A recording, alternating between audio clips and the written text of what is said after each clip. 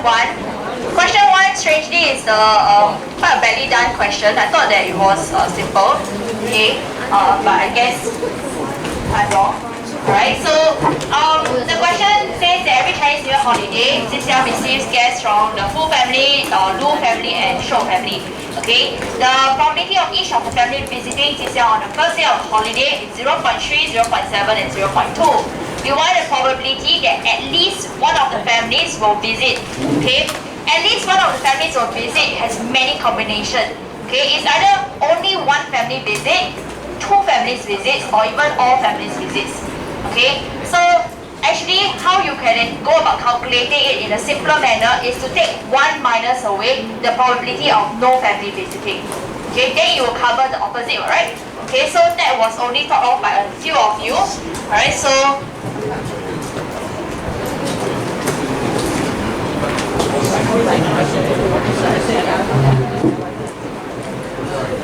the probability that no family will visit will be 0.7 for the Fu family, 0.3 for the Lu family, and 0.8 for the Shou family. Okay, and that will give us 0.832, or you could leave it as a fraction, 104 over 125. Okay.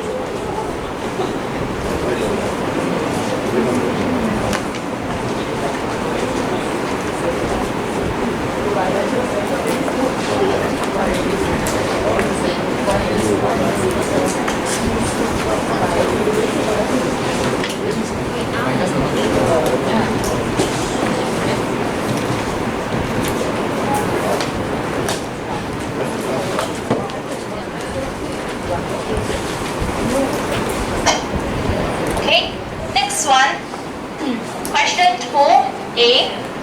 They said that there are 15 red marbles, 3 blue and 2 green. Probability of choosing one of blue or green. So you just have to add up the blue marbles and the green marbles together, which is 3 plus 2, 5. Out of a total of all the marbles that there is. So 15 plus 3 plus 2. So that will give us 5 over 20, which simplifies to 1/4. Okay. So by the way, this one is method mark here, answer mark here. In this case, this is just 1 mark.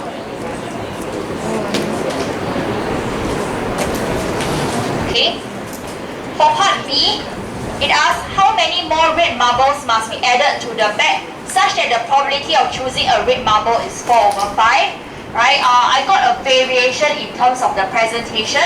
Some of you did it by proportion. Okay. Some of you actually present, although your final answer is correct, like 5, okay, you got x equals to 5, but because of your presentation, it doesn't quite show any clear understanding, or it makes me guess your understanding, so therefore I didn't give the mark. Okay, so the easier way would actually be going about using algebra. Okay, so we're looking at how many red marbles to be added, so we let the number of red marbles to add dx. Okay, so initially there is 15 red marbles. If you're adding x marbles, alright, we will get 15 plus x. Out of a total, originally we got 20 marbles. We add x red marbles. Okay, so total number of marbles will become 20 plus x. So this probability of choosing a red marble is 15 plus x over 20 plus x, and question gave us that it is equals to 4 over 5. So we can solve it in algebraic manner.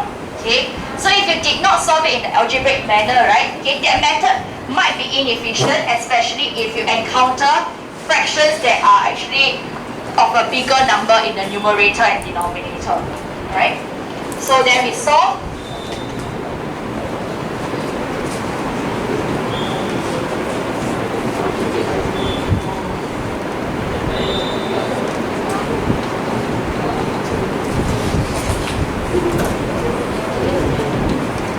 And we get x equals to 5. So one method mark here, answer mark.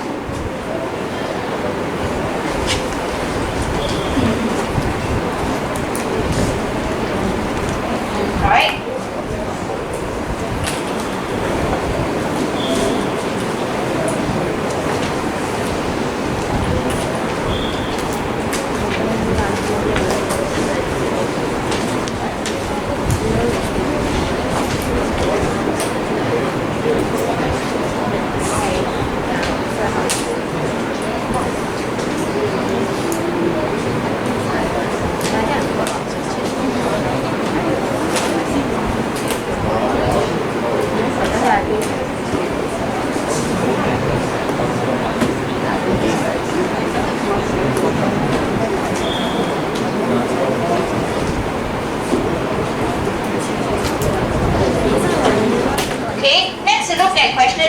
you're given this Venn diagram, you're asked to use the symbol. You may use each symbol more than once.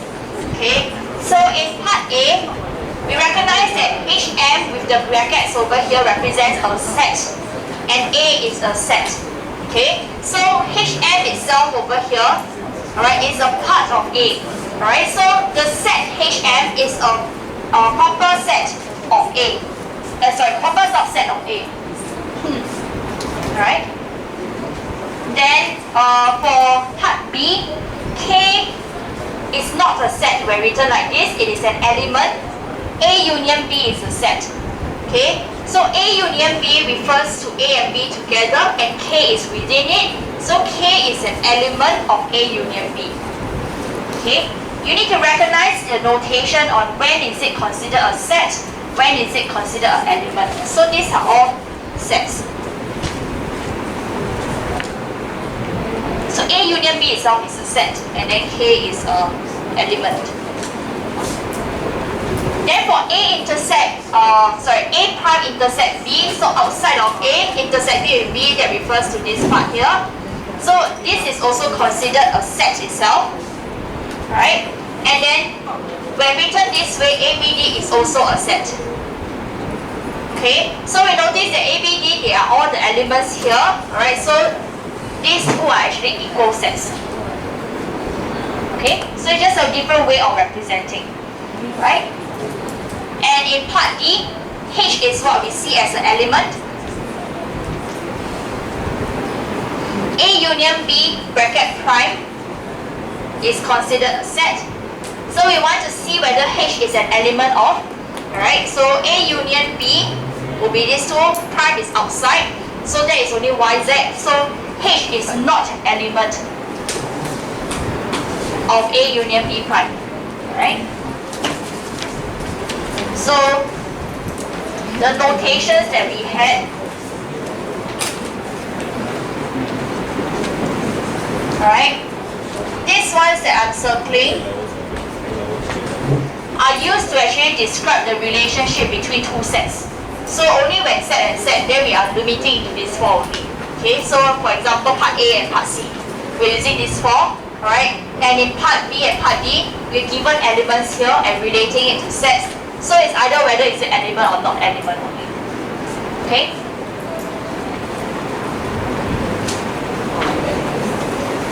Next, question 4. 4A, I recall that generally I think all of you got it right. I'm not wrong.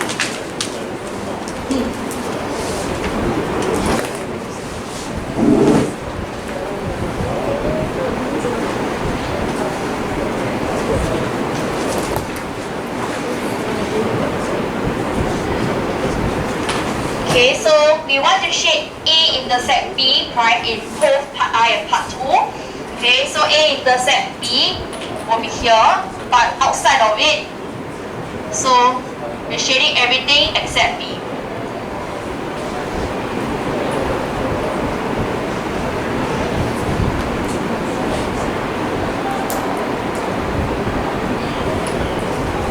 Okay, for this kind of arrangement, A intersect B refers to inside here, the overlap.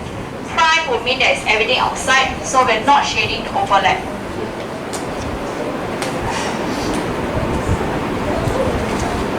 Right? There is some challenge when it came to describing the sets in set notation for part B.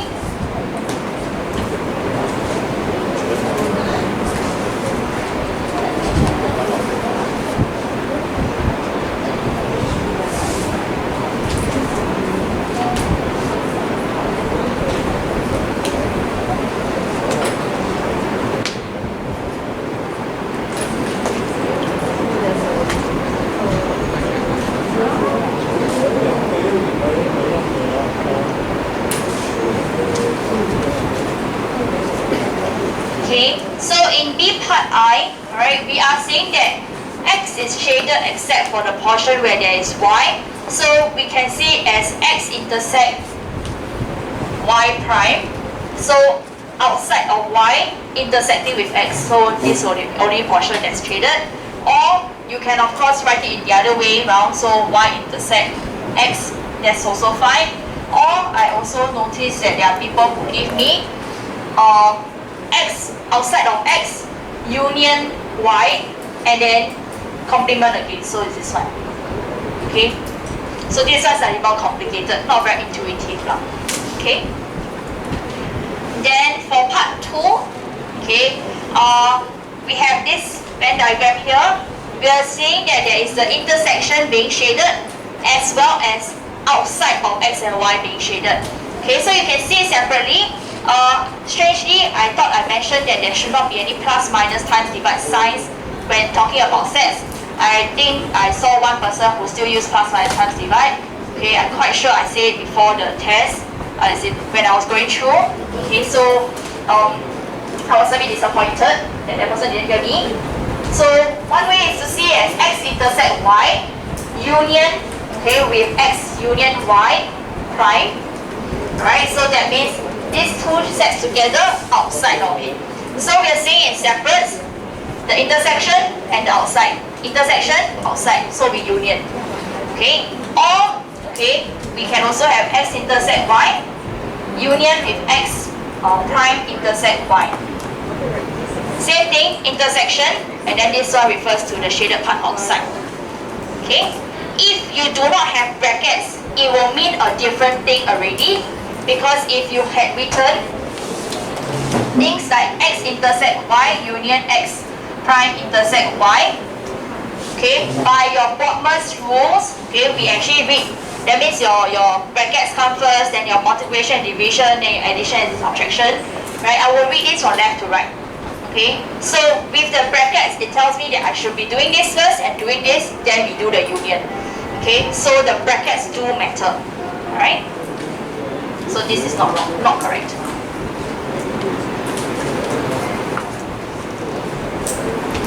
Okay, question 5, I'm sure you already know what went wrong. That is in the 0. Okay. So for the universal set, if I were to go about listing the elements, you should practice listing all the elements required first. It says that x is a whole number less than or equals to 12. So that means 12 is included and whole number equals 0.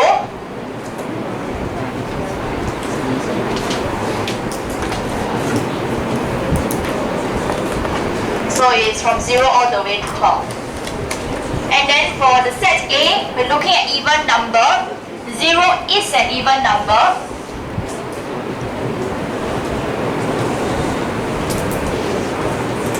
Okay, because 0 can be divided by 2, an even number is defined as any number that can be divided by 2. Odd number are numbers that cannot be divided by 2. Okay, it is not about odd number being able to be divided by 3, because that's not true. Okay, it's just the opposite, not divided by 2. Right, so 0 is an even number. While for B, 0 is still divisible by 3. Right, so 0 appears in all your universal set as well as the corresponding subsets.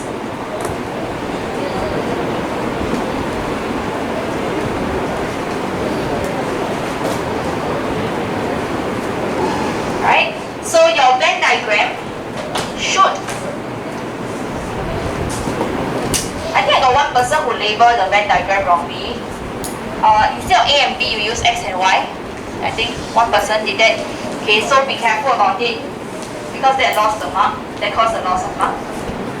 A, B, 2, 4, 8, 10, 0, 6, 12, 3 and 9, 1, 5, 7 and 11.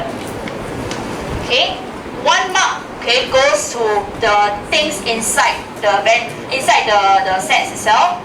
Okay, 1 mark goes to identifying this 1, 5, 7, 11 correctly. So for most of you, because of the lack of 0, you lost 1 mark. Okay, but you still could give me 1, 5, 7, 11, so still got 1 mark. But there are a number of you, 0 you place it outside here. So 0 didn't appear here, but 0 outside here, so that one totally no marks. Okay.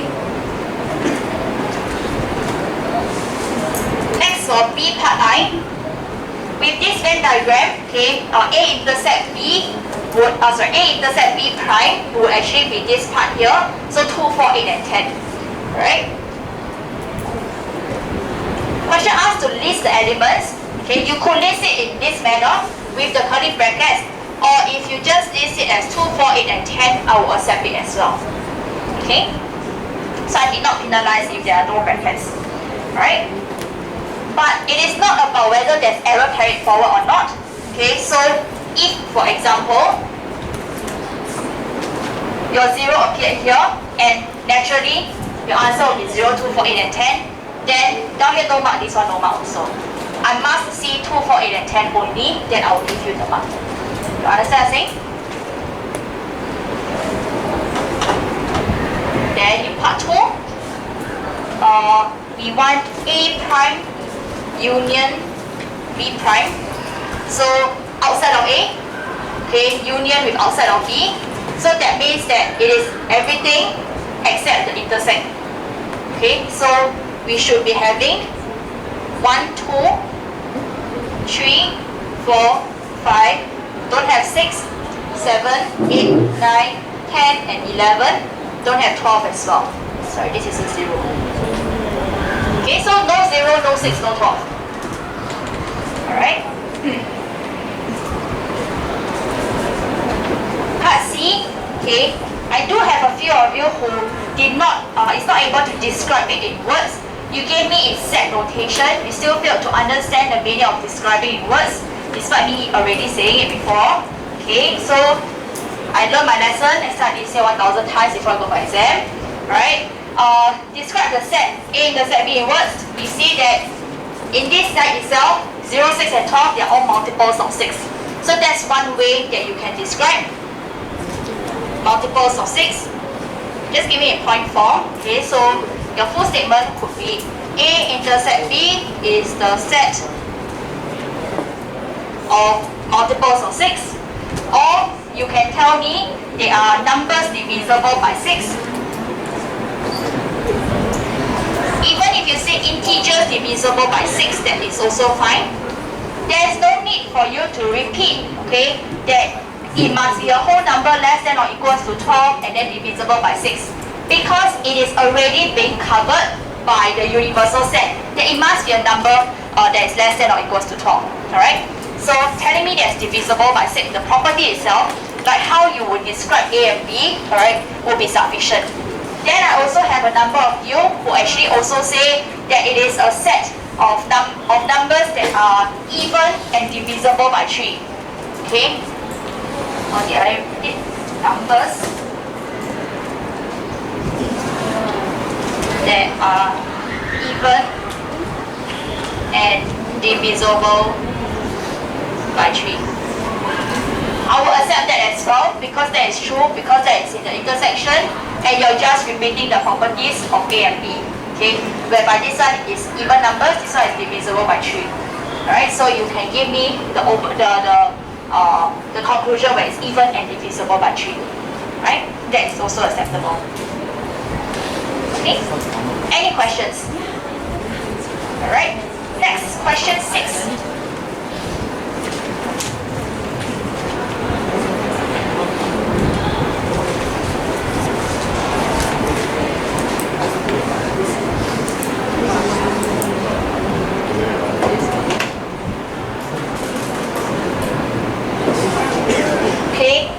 Question 6 says that box A contains 3 counters, 1, 3, and 9. And box B contains 2, 3, 4, 5, and 7. Part A wants us to find the probability that both numbers are square numbers. Okay, in the sense that we take one number from here, one number from here, and then after that both numbers are even numbers. Okay, I think just a very small group, 1 or 2 of you, misunderstood the question. Okay, so the square numbers, sorry, did I say even numbers? Square numbers, okay, perfect squares, in box A is 1 and 9, and in box B, the square number is 4. Square number refers to your perfect square. Okay, so that is your 1, 4, 9, 16, 25, 36, 49, and so on. Okay? Alright? So, therefore, in A, you can only take out 2 out of 3 numbers that are perfect squares. And in B, there's only 1 out of 5 that's a perfect square. So answer is 2 over 15. Okay?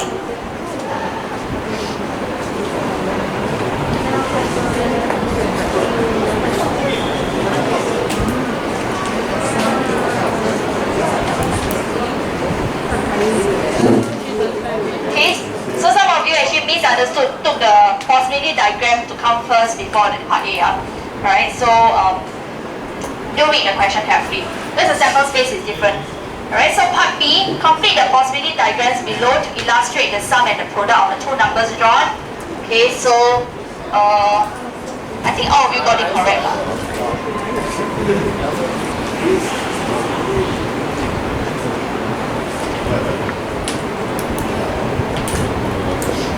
Plus 2, 3, 4, 5, 7, 1, 3, 9.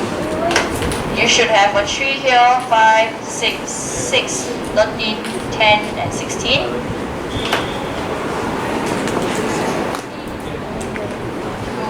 3, 4, 1, 2, 3, 4.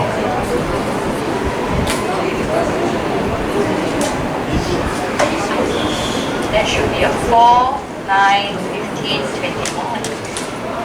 7, 5. Okay? So you should be getting these numbers. So 1 mark per box.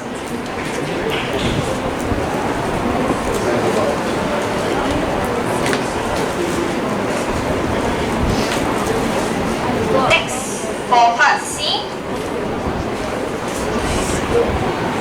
Okay, we want to define the probability that the sum is odd. So we go back to the sum table.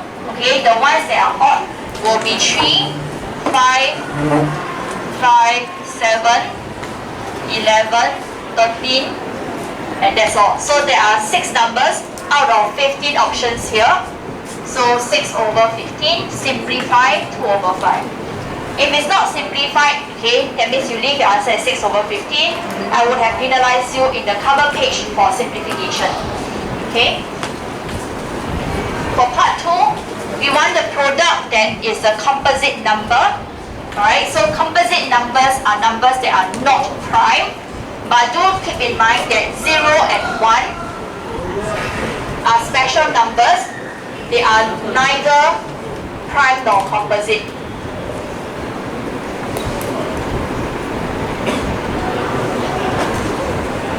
So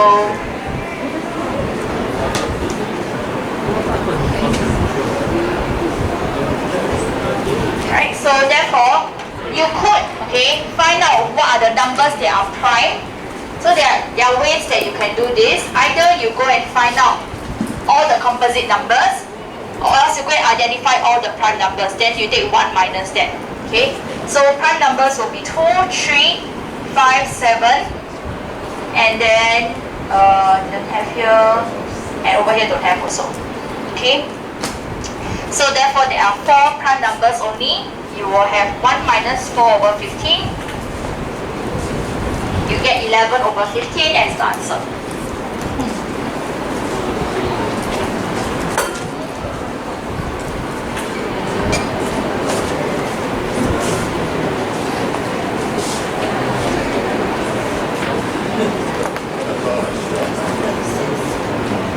Okay, question 7.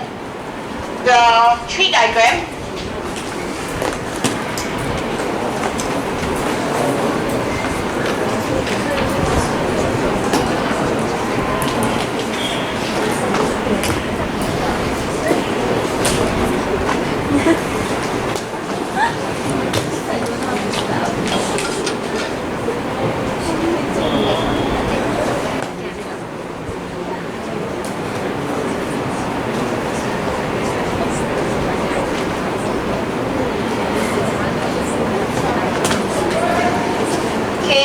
You have your tree diagram in this manner.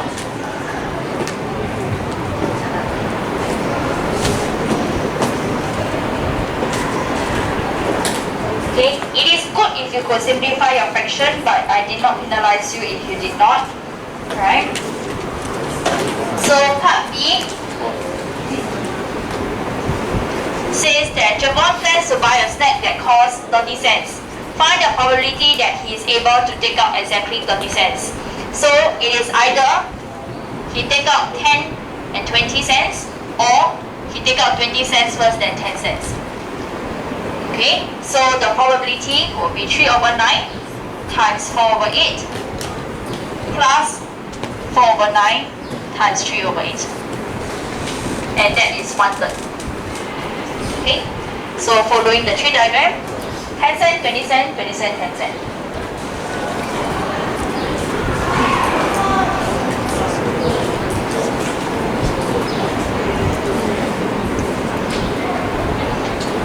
Then for 7C, part I. For 7C is the challenging one. Okay, many of you didn't get the answer. Alright, we're talking about taking 3 coins one after another. Okay, so the number of coins still remains. So it's about continuing this tree diagram 10, 20, 30, 10, 20, 10, 20, 50, 10, 20, 50. But if you go and draw the extension, right, it's going to be taking a lot of time. Right? So this tree diagram was to help you to get an idea, so you will probably know what is the probability over here already. Alright? So to find out that there are two 50 cents coin, okay, the situations, the cases that you need to consider is that it's either we take 10, 50, 50, 20, 50, 50, 50, 10, 50, 50, 20, 50, 50, 50, 10, or 50, 50, 20. Okay, I need to be able to see that your calculations actually make sense, right? I did find one calculation, okay, that didn't make sense at all. So despite being able to get 1 over 12, okay, because of the calculation that I didn't understand, I didn't give you the mark, unless you can explain to me, okay? So, sorry, this one 4 over 8.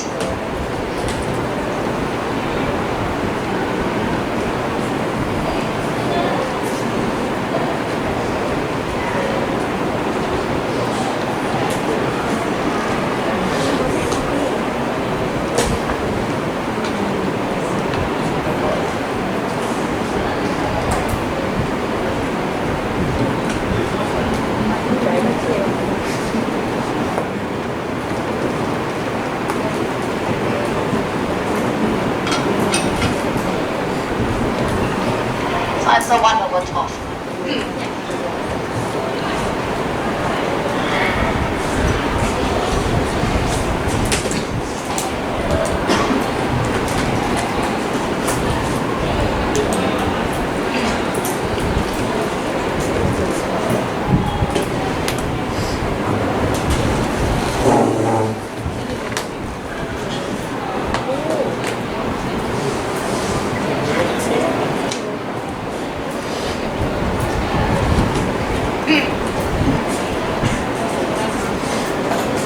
Okay, part 2 is a challenge.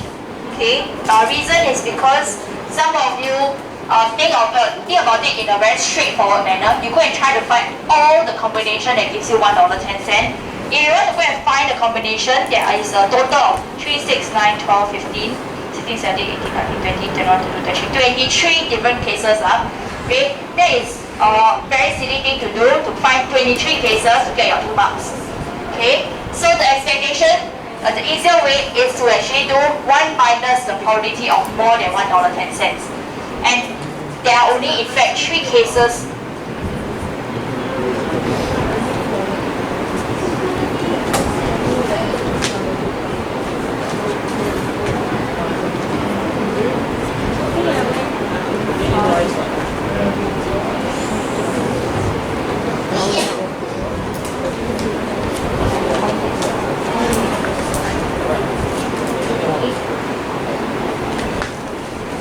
Oh, sorry, wait, 4 over, no, this one is wrong. Sorry, my bad, I wrote wrong. Over 8 times 2 over 8, 2 over 8. Sorry, I wrote wrongly. This one 2 over 8, 2 over 8, not 4 over 8, 4 over 8. Yeah. 4 over 9 times 2 over 8 is 1 over 7 plus 2 over 9 times 4 over 8 is 1 over 7.